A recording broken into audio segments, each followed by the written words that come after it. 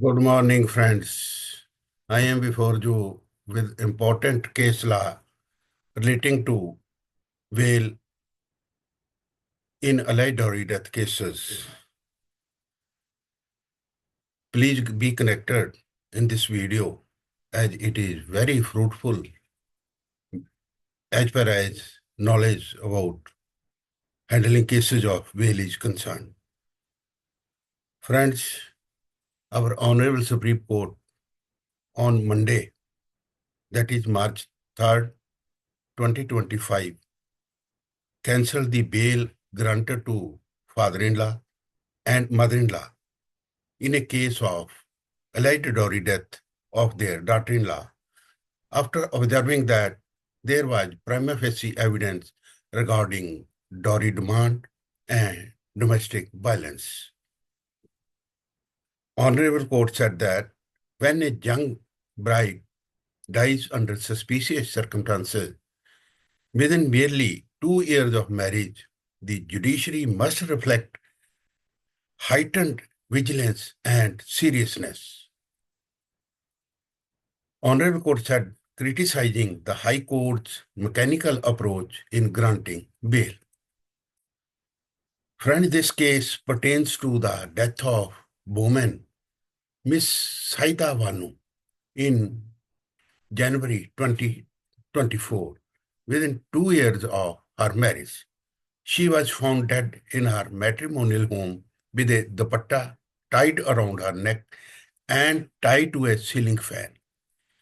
Since the post-mortem report suggested forced strangulation before death, a case was registered for the offences under Section 304B, that is dowry death, 498A, that is cruelty of the IPC, and purveyance of the Dowry Prohibition Act against the husband and in-laws of the deceased.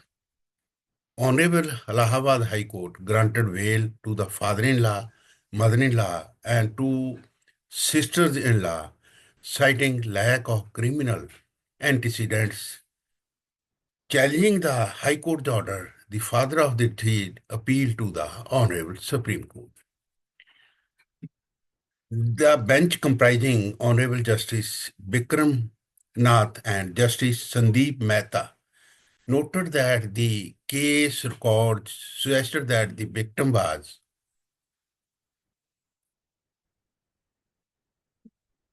done under extreme brutality in connection with a pattern of dowry demands.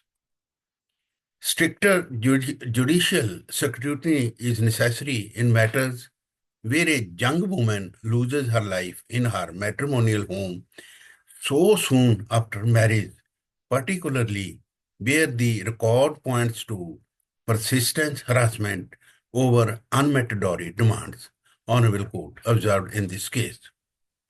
The court warned that casually granting bail to accused in such cases will shake the public confidence in the judiciary, given the broad societal impact of dowry death cases.